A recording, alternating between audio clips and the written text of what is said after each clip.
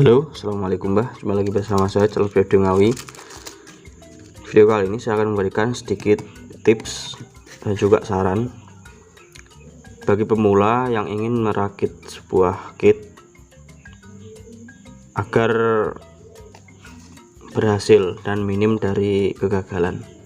Oke, sebelum lanjut ke videonya silahkan subscribe bagi yang belum subscribe dan nyalakan lonceng notifikasinya supaya tidak ketinggalan video terbaru dari saya.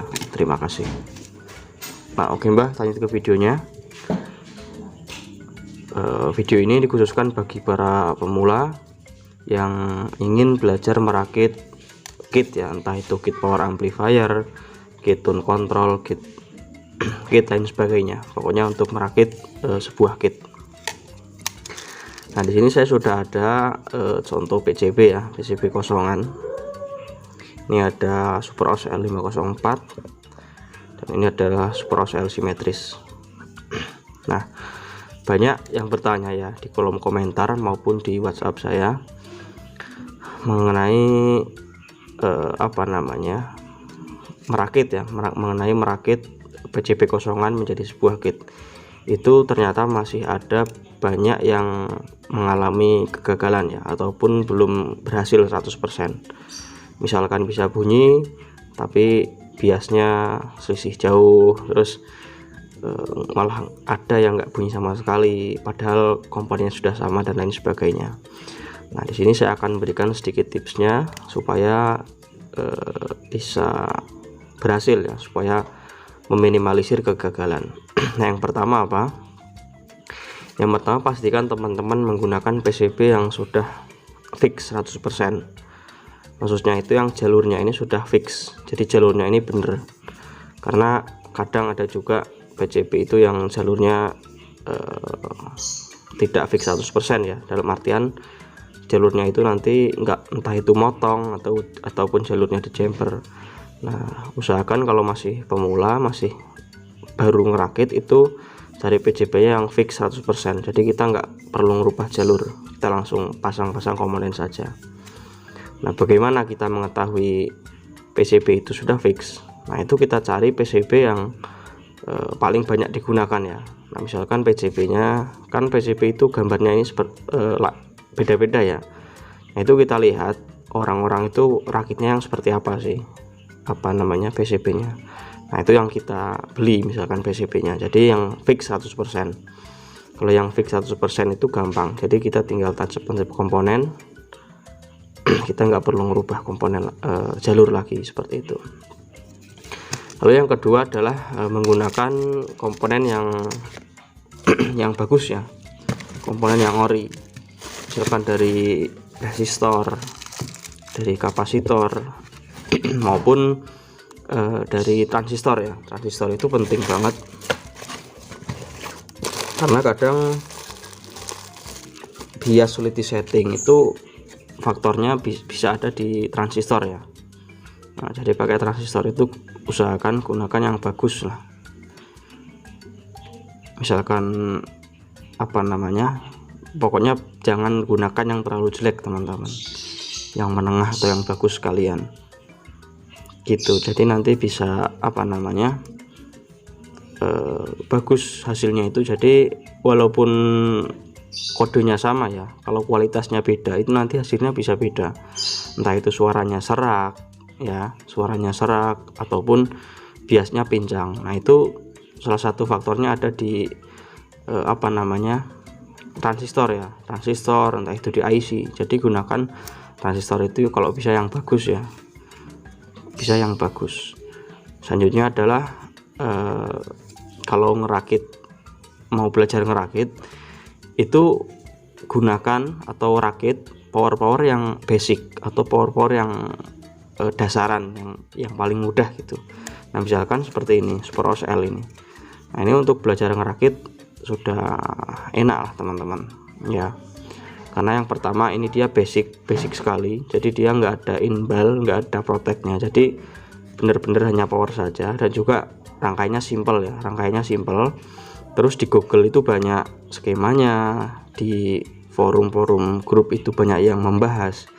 Jadi nanti teman-teman itu enak, misalkan ada kesalahan, kebingungan, itu tinggal cari di di grup di Facebook, di YouTube itu pasti ada, karena banyak yang sudah ngerangkainya gitu. Jadi ngerakit power ataupun kit yang pasaran dulu, yang paling mudah gitu, yang paling sederhana seperti itu. Jangan belajar ngerakit langsung pakai kit yang rumit ya, yang sudah ada inbalnya, ada proteknya dan sebagainya, itu nanti rumit. Jadi belajar dari yang basic dulu. Nah ini, ataupun juga bisa pakai power super OCL ya, OCL 150 watt, sama ini mirip-mirip sih, sama. Jadi ngerakitnya jangan langsung yang sulit, tapi cari yang mudah dulu, yang supply-nya rendah gitu, jadi supaya lebih paham. Jadi teman-teman nanti kalau ngerakit, kalau ada kesalahan misalkan, nanti itu sambil belajar, sambil salah sambil belajar, itu lebih banyak untuk pengalamannya. Nah yang selanjutnya adalah pasang komponen sesuai dengan tulisan di PCB ya. Nah jadi jangan sekali-kali merubah komponen yang ada di PCB, jangan sekali-kali merubah. Kalau masih belajar itu lebih baik ikuti saja apa yang ada di PCB. Misalkan di sini tertulis 330 ya, yaitu kita tulis pakai juga 330 seperti itu. Misalkan belum ada, ya ditunggu sampai ada gitu. Jangan kita pasang seenaknya. Nah itu kadang teman-teman ada yang seperti itu ya. Jadi misalkan ada R, misalkan di sini R berapa ya, 1 kilo misalkan, 1 kilo, tapi nggak ada 1 kilonya, terus diganti pakai R berapa gitu. Nanti ketika nggak bunyi bingung. Nah itu kalau masih pemula, masih belajar ngerakit, sebaiknya jangan jangan mengganti nilai komponen. Pasang komponen itu sesuai dengan yang ada tertulis di PCB, karena resistor ini kadang ada yang nilainya itu vital ya. Jadi nilainya itu benar-benar kritis. Jadi ketika nilai R-nya itu berubah, maka rangkaian di power ini nggak akan bekerja dengan sempurna gitu. Ada resistor itu yang nilainya nggak vital, jadi nilainya lebih fleksibel lah. Ketika kita ganti nilainya ya, misalkan 1 kilo kita ganti 1K2, itu masih tetap bunyi, itu ada. Tapi ada juga nilai R itu yang sangat vital, sangat kritis nilainya. Jadi ketika nilai R itu berubah sedikit, maka ya udah, powernya itu nggak akan bekerja optimal, entah itu biasnya jelek ataupun DCO gede ataupun suaranya serak dan sebagainya. Jadi kalau kita masih pemula kan belum tahu ya, oh ini R-nya ini itu belum tahu. Jadi lebih baik pasang sesuai yang tertulis ada di PCB ya. Nah, nanti kalau sudah tingkat lanjutan, kalau sudah paham dengan rangkaian komponennya, itu baru boleh modif-modif sendiri. Jadi kita kan udah tahu ya, kalau udah menguasai skematiknya itu kita udah tahu, oh ini R gain, kita naikkan nilainya supaya lebih kencang, turunkan supaya lebih pelan dan lain sebagainya, itu kita sudah tahu. Tapi kalau untuk pemula lebih baik ikuti aja seperti yang ada di PCB. Kalaupun belum ada stoknya ya, belum ada komponennya untuk ngisi di PCB, itu lebih baik ditunda dulu sampai nanti ada nilai yang pas, baru dimasukkan, baru disolderkan seperti itu.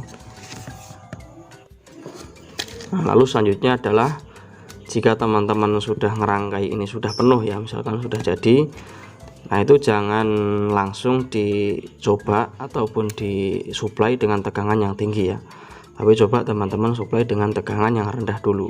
Misalkan pakai 24 volt gitu, yang kecil lah untuk suplainya.